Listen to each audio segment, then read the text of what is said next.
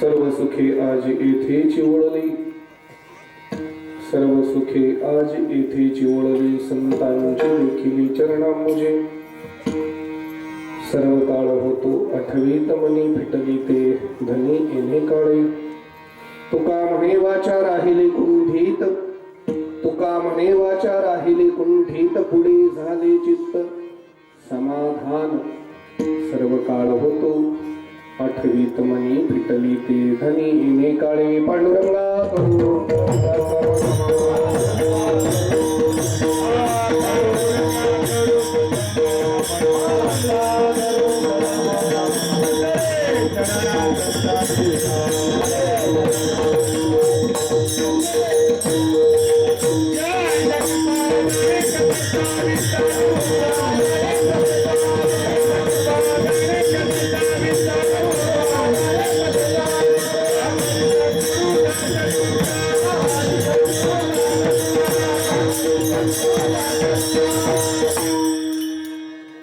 पांडुरंगा करू प्रथम म्हणून दुसरे चरणा संतांची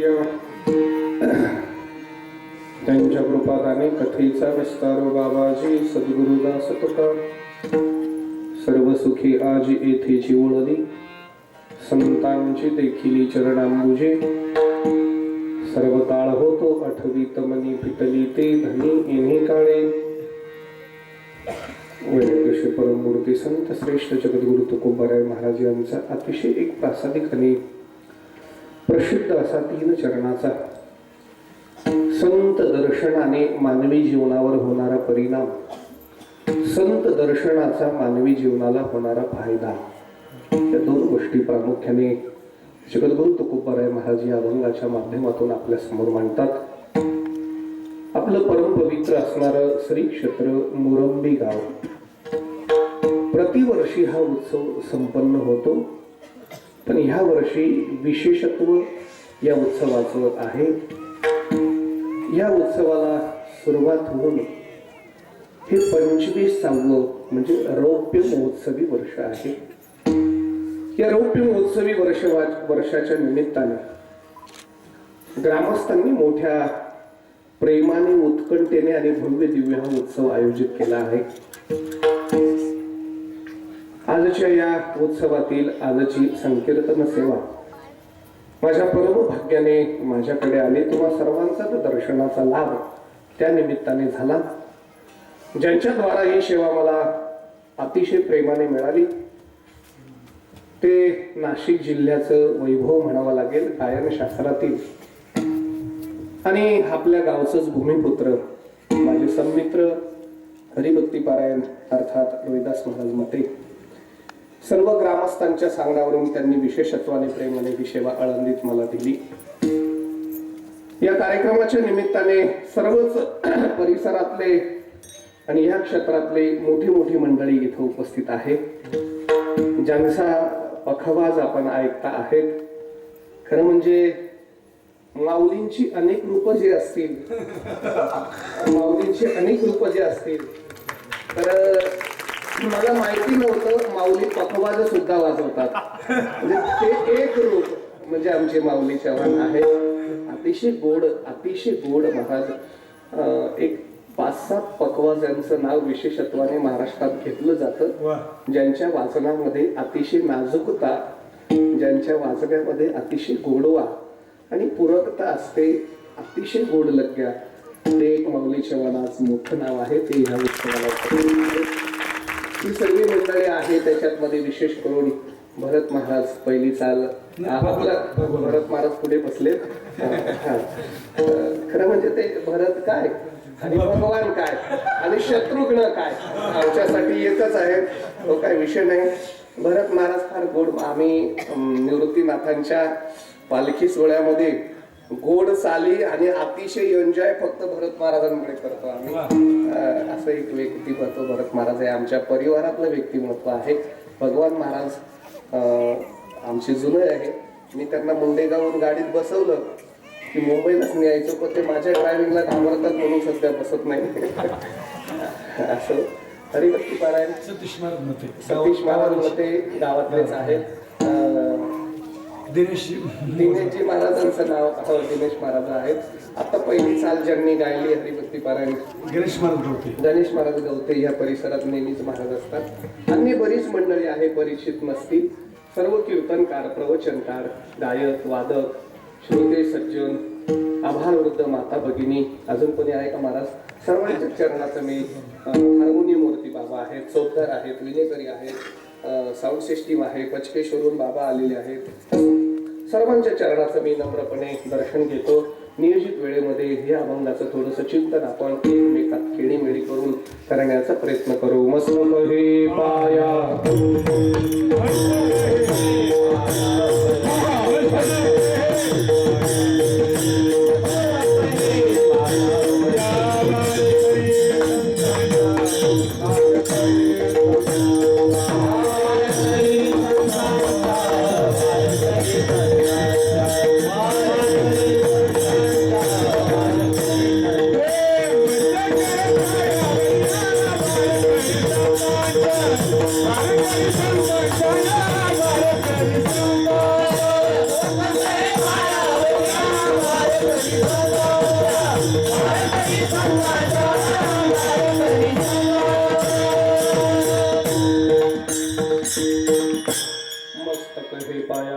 वारकरी संतांच्या यक्षरमणाखेयानंदम निज केवलम श्रीमन्निवृत्तीनाथे तख्यातम दैवतमाश्रये.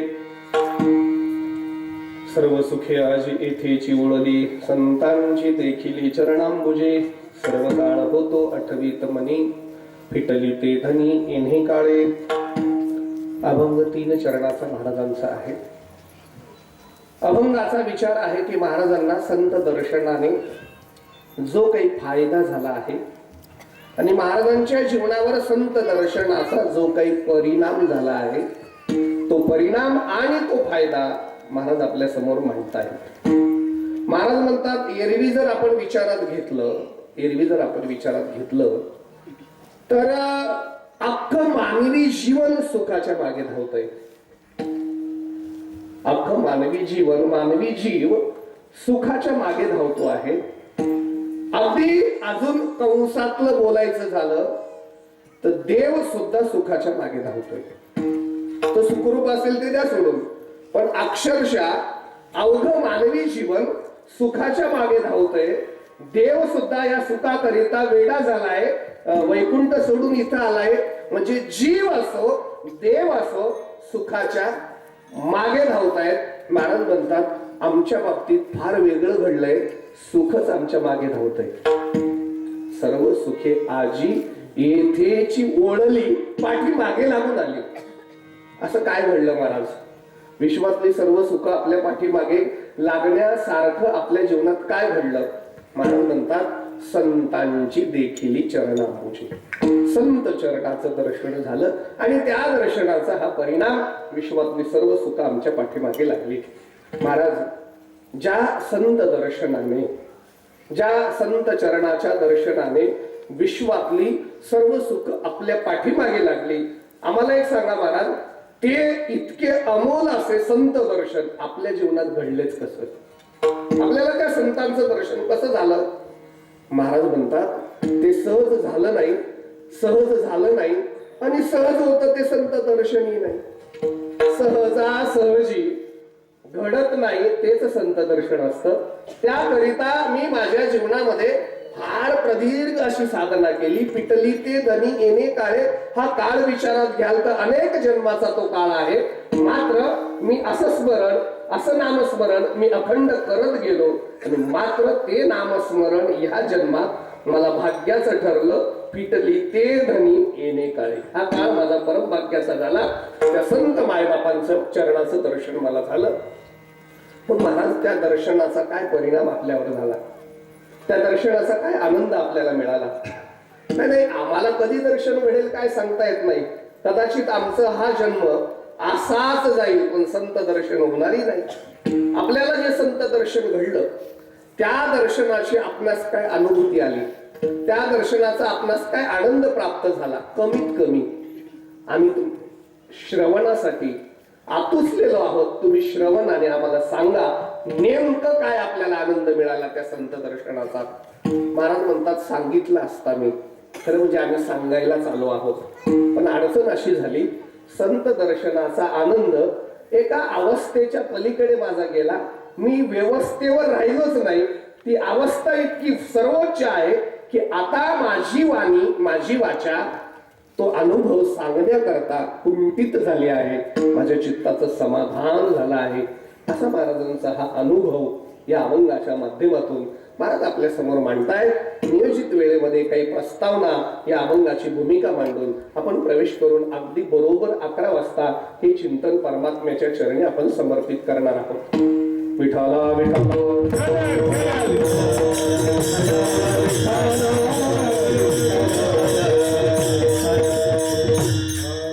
महाराजांचा एक अनुभव आहे, महाराजांची ही एक अनुभूती आहे. या विश्वामध्ये अनेक अनुभव आहेत ना महाराज, या विश्वामध्ये अनेक अनुभव आहेत. प्रत्येक माणसाच्या जीवनामध्ये अनुभव वेगळा आहे. प्रत्येक माणसाचं जीवन जसं जसं अनुभव येत जातो तसं तसं अनुभवानेच बनत जातं. माणसाच्या जीवनामध्ये अनुभव नसेल तर त्या माणसाच्या जीवनाला अर्थ सुद्धा राहत नाही. म्हणजे ज्या गोष्टीचा अनुभव असेल तरच त्याच्यात आनंद आहे, नाहीतर ती गोष्टीचा आनंद नाही. जन्म झाला त्या जन्माचा अनुभव पाहिजे, बालपणाचा अनुभव पाहिजे, शिक्षणाचा अनुभव पाहिजे, नाही का, गाण्याचा अनुभव पाहिजे, बोलण्याचा अनुभव पाहिजे, वादनाचा अनुभव पाहिजे, व्यवसायाचा अनुभव पाहिजे, राजकारणाचा अनुभव पाहिजे, चोऱ्या करण्याचा अनुभव पाहिजे, शेती करण्याचा अनुभव पाहिजे, नाही का, नुसता प्रचार करण्याचा अनुभव पाहिजे. काय काय तुम्ही याच्यातलं सर्वच अनुभवाने पाहिजे. तुम्ही प्रत्येक गोष्टीतला अनुभव बाजूला करत जाल तर ती गोष्ट शून्य होत जाईल. आता या क्षणी माझ्या कीर्तनाचा जर अनुभव मी वजा केला तर कदाचित माझं कीर्तन सुद्धा शून्य असू शकतं. कारण काय असतं माहितीये का, माझ्या जीवनामध्ये जर परमार्थ करत असताना थोडाफार मला अनुभव आला असेल आणि मी जर तो अनुभव समाजासमोर मांडत असेल, मला वाटतं याचंच नाव कीर्तन आहे. मात्र एखादा पाठ करणं, जसंच्या तसं बोलणं, त्याला कदाचित भाषण म्हणू शकतात, ते भाषण होऊ शकतं. कीर्तन मात्र अनुभवच असलं पाहिजे किंवा अनुभवच राहू शकतो. मग याच्यातला अनुभव वजा केला तर ते कीर्तन सुद्धा वृक्ष होऊन जातं. महाराज फार अध्ययन करून नाही का एखादं पांडित्य प्राप्त झालं, पण त्याच्यात जर अनुभव नसेल तर ते शून्य होतं. कधी कधी याच्या बाबतीत सुद्धा तसंच होतं महाराज, भाषणाच्या बाबतीत सुद्धा तसंच होतं. भाषणाचा अनुभव नसता तर आता प्रशांत पारिचारक माननीय आमदारांची काय अवस्था झाली तुम्ही वाचताय फेसबुकला, व्हॉट्सअपला. अनुभव बाजूला केला तर महाराज शून्य झालं की नाही. भाषण काय बोलावं याचं भान नसतं महाराज. माणसं कधी कधी सत्तेमध्ये मग्रूर होतात तर स्वतःचीच नाही का बुद्धी गाण ठेवतात का काय कळत नाही. म्हणजे जबाबदार व्यक्तीने जबाबदारीने बोललं पाहिजे, त्याकरिता त्याच्या जीवनामध्ये अनुभव असला पाहिजे. म्हणून उगाच नाही माणसं गावातल्या ज्येष्ठ माणसांना, थोर माणसांना पुढे करतात. नाही, हे आमच्यातले जरी पुढे बसून जरी राहिले तरी त्यांचा अनुभव आमच्यासाठी प्रेरणादायी असतो.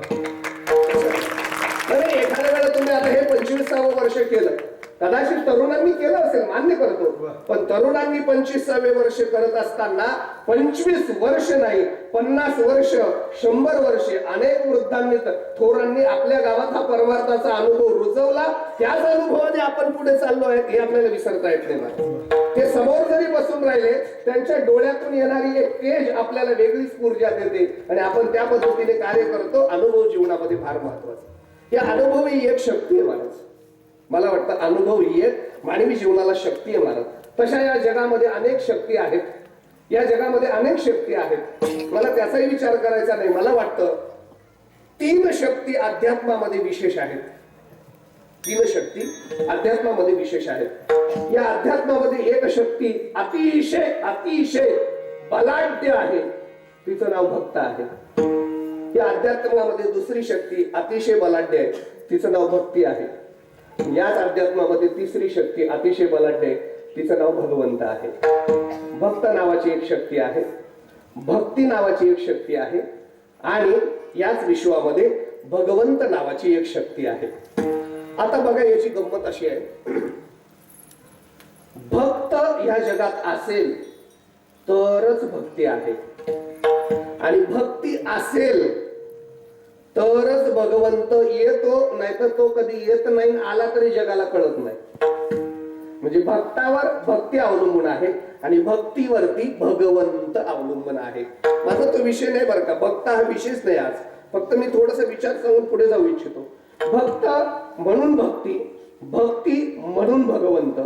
तसं या जगातलं भक्त कुणाला म्हणायचं? कुणाला म्हणायचं? भक्ती ज्याच्या अधीन आहे त्याला भक्त म्हणायचं, एक वाक्य. किंवा भक्ताच्या खूप व्याख्या करणे शक्य आहे, पण आपला भक्त हा विषयच नाही आज. कुणाला भक्त म्हणायचं? अनेक गोष्टी आहेत. ज्यांच्या जीवनामध्ये प्रत्यक्ष परमात्म्याची प्राप्ती आहे, नवे ज्यांचं जीवन असं बनलं आहे की परमात्मा सोडून जगातली कुठलीच गोष्ट ज्यांना आवडत नाही, भगवान परमात्मा ज्यांचा नितांत आवडीचा विषय झाला आहे.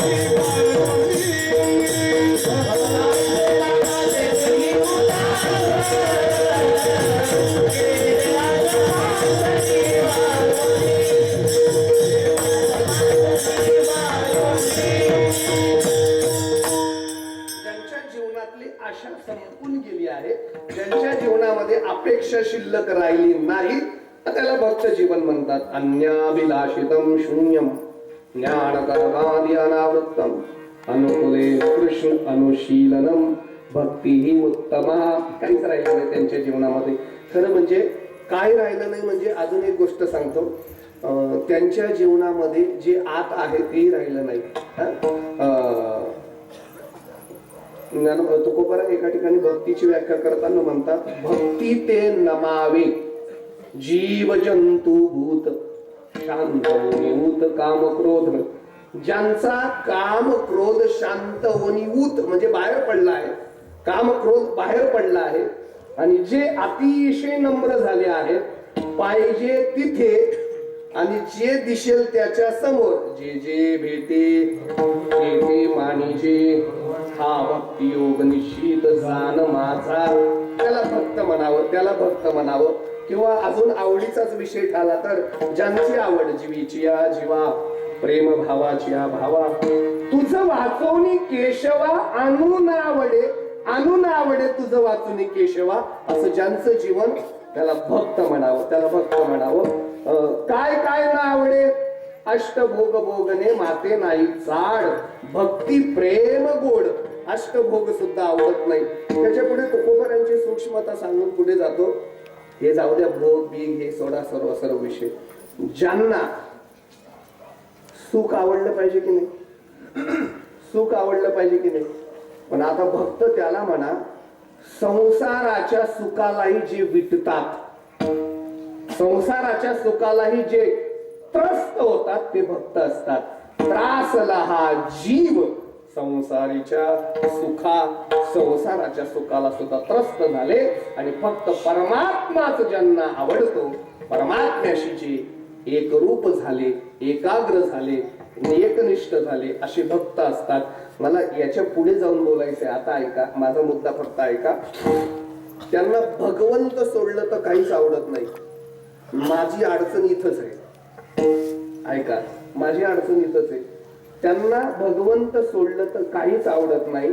मला वाटतं भगवंत सोडलं तर दुसरं काहीच आवडत नाही. ते भक्त असतात, पण थोडस अंशतः फरक करतो महाराज.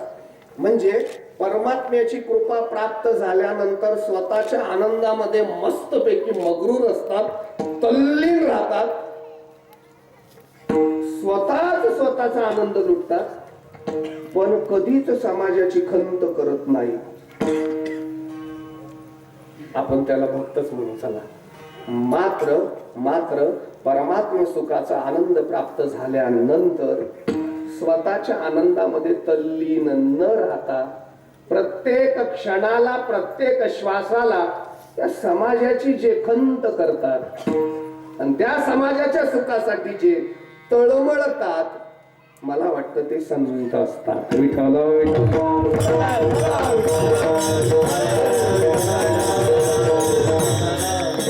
आता बरं का, फरक फक्त एवढाच केला, थोडा फरक आहे बरं का. काय?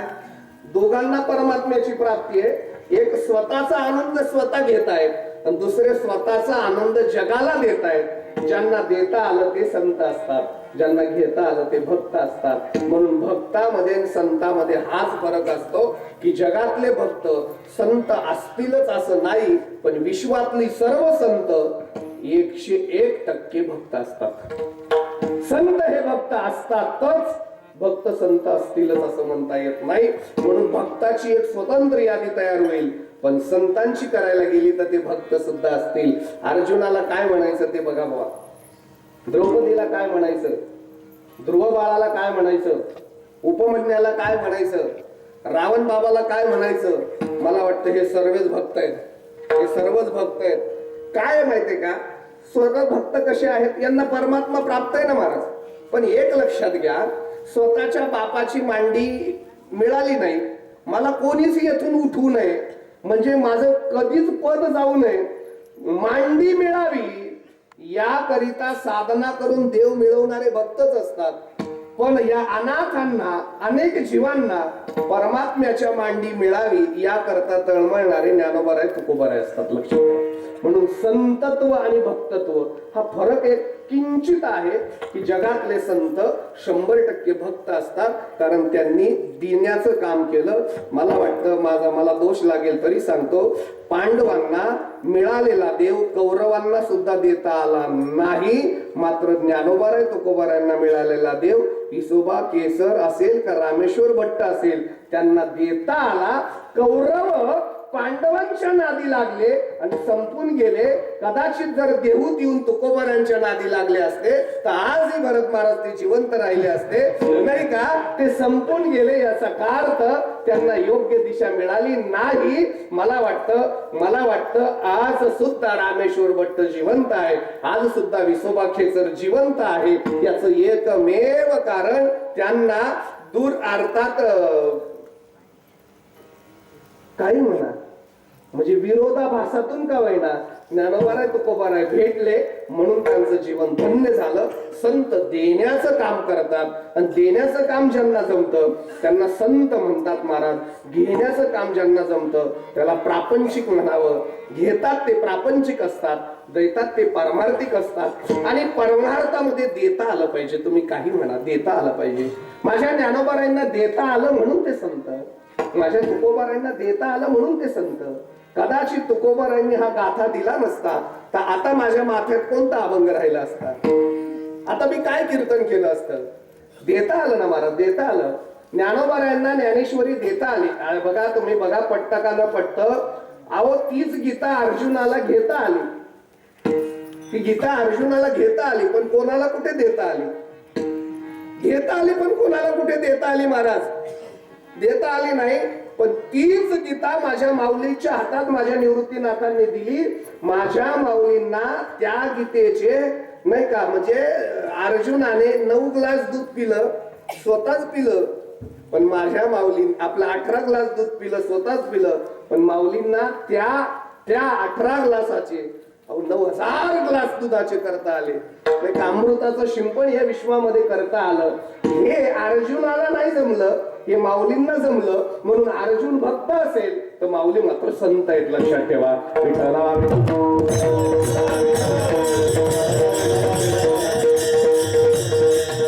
माऊलीला देता आलं म्हणून माऊलीने काय दिलं, काय नाही दिलं? काय दिलं म्हणल्यापेक्षा काय नाही दिलं माऊलींनी? महाराज माऊली म्हणजे प्रत्यक्ष काय महाराज? परमात्मा आहे. काय दिलं नाही माऊलींनी? या जगाला अनुभव दिला ना महाराज. माऊलींनी बघा तुम्हाला सांगतो, साधकाला दिलं, योग्याला दिलं, ज्ञानाला दिलं, अनाथाला दिलं.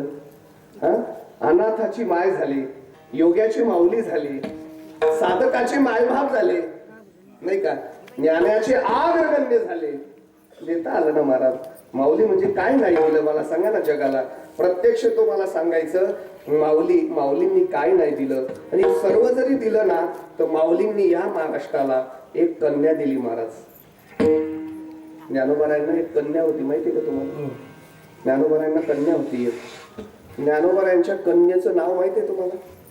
ज्ञानोबारायांची कन्या फार लाडकी आहे. ज्ञानोबारायांच्या कन्येचं नाव आहे ओवी. ज्ञानोबारायांनी ही ओवी रूपी कन्या या महाराष्ट्राला दिली.